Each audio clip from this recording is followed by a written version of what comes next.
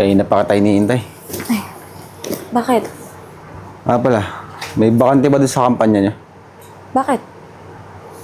Pasok mo ang trabaho. Ryan, hindi naman ganun kadali yun. Saka, alam kong HR ako, pero hindi ako pwede mangialam sa proseso. Saka, baka sabihin pa nila na bias ako. Bias? Ako ang asawa mo. Kaya nga pinakasalan kita para pakinabangan. O baka naman gusto mo may mangyari na hindi maganda. Huwag mo naman akong takutin. Alam mo naman may mga policy sa kumpanya eh. Ang policy ko, ako masusunod. Gamitin mo yung posisyon mo. Ayaw mong mapahiya sa opisina mo. Susubukan ko. Pero sana, huwag kang gagawa ng gulo sa kumpanya. Huwag mo ako sinasabihan ng gulo. Baka ikaw maguluhan. Pag nawala ang asawa mo.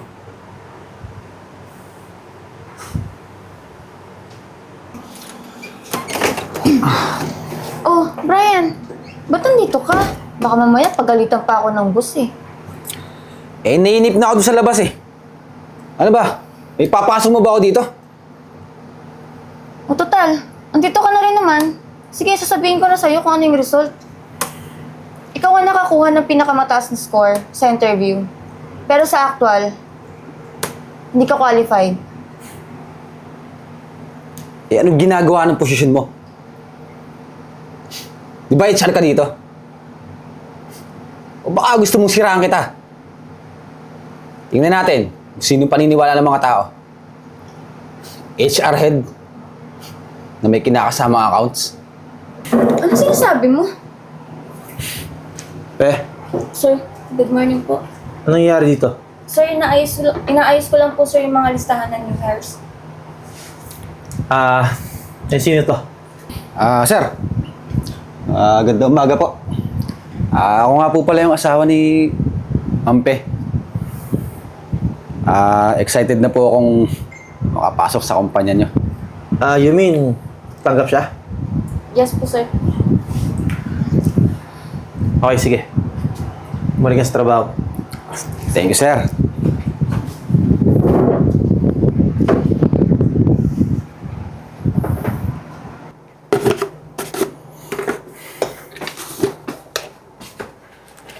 So, ikaw pala yung Mr. ni Mampe?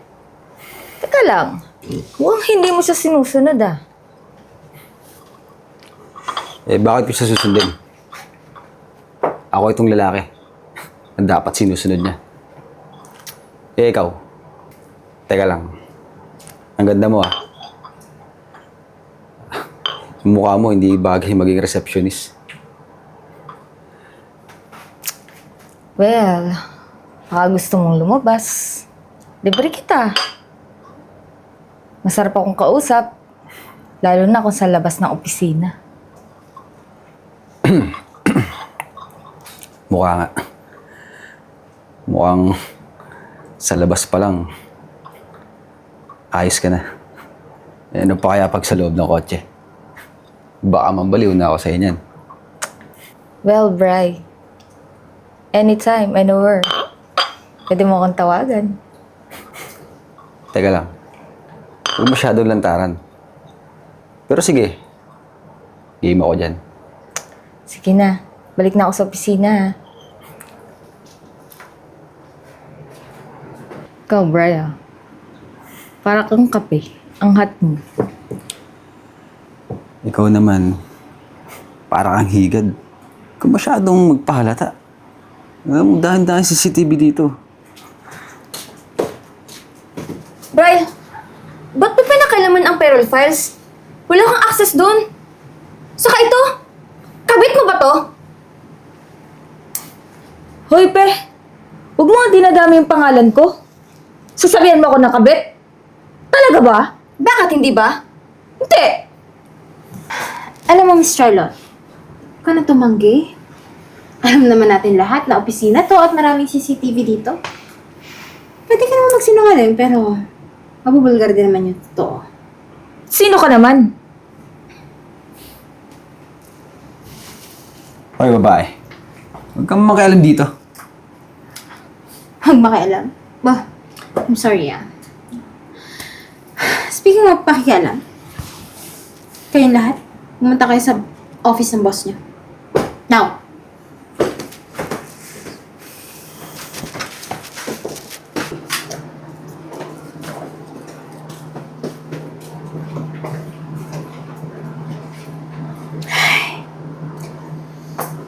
Alam mo, Mr. Brian, napakadami kong ebidensya dito para tanggalin ka. Sexual harassment, unauthorized access, falsification of time logs. Baka marami pa. Kabago-bago mo. Ang dami mong kapalpakang ginagawa dito sa opisina. Teka nga. Sino ka ba? Ba't tayo ngayon pa dito? Di mo ako kilala. Kasi bago ka. Ano ba ang purpose mo para pumasok dito, ha? Hindi mo alam kung sino yung mga boss mo? Asawa ako ni Charles. Boss niyo ako. Ikaw, Charlotte, hindi mo rin ako kilala? Puro kasi kalandian yung inaatupag mo. Ano? Sa dami ng violations na to, sa tingin mo, may trabaho ka pa? Sinisira lang naman ako niyang babaeng yun eh. Parang matanggal ako dito. Pinagsesilusan niya lang si Cha. Ano pinagseselosan? Pinilit pa kitang ipasok dito sa trabaho na to? Tapos ganyan pa ang gagawin mo? Pabibo? Pabibo ka lang naman dito sa opisina? Feeling perfect? Eh di ba, ikaw nga nagpasok kay Brian. Kahit hindi daw siya qualified. Stop. Enough. Look, Miss Fe. Nakita mo na yung consequences ng actions mo. Sino nagsasuffer? Ha? Sinong nasasaktan dahil sa panloloko ng asawa mo? Kung hindi mo siya pinasok dito sa company, kahit hindi siya qualified, hindi mangyayari to sa'yo. Hindi ka lolokohin yan, hindi niya makikilala tong malanding to. But now, the damage has been done, so kailangan nating umaksyon. Kayong dalawa, wala na kayong puwang dito sa kumpanya ko. Narinig niyo? Effective immediately, you're fired. Wala nang other discussion. Ipapa-process ko na sa HR yung termination niya. So, Miss Fe, dahil ikaw yung HR, please terminate this too. Ano pa ginagawa niyong dalawa? Leave. You're fired. Wait lang po, ma'am. Ikaw, Brian. Wala ka nang uuwian. Ikaw, babae ka. Ang bababoy niyo. Talagang dito pa sa opisina. Di ka na nahiya. Kayong dalawa. Don't worry, Miss Fe. Kung gusto mo kasuhan silang dalawa, I have a lot of evidence. Marami akong footage ng CCTV sa file room, sa parking, sa banyo, na pwede mong gamitin para kasuhan sila. Ano ba? Ano bang hinihintay niyo? Umalis na kayo.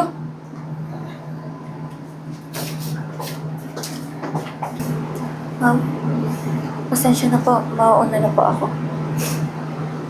Miss Fe, wait. Yes, ma'am. I'm sorry nakialam ako. Pero bilang babae, kailangan ko makailam, kailangan kitang tulungan.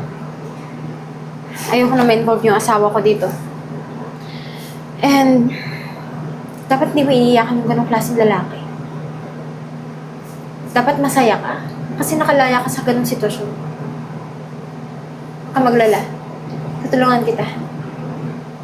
Papakulong natin yung asawang pati ng kapit niya. Thank you po, ma'am.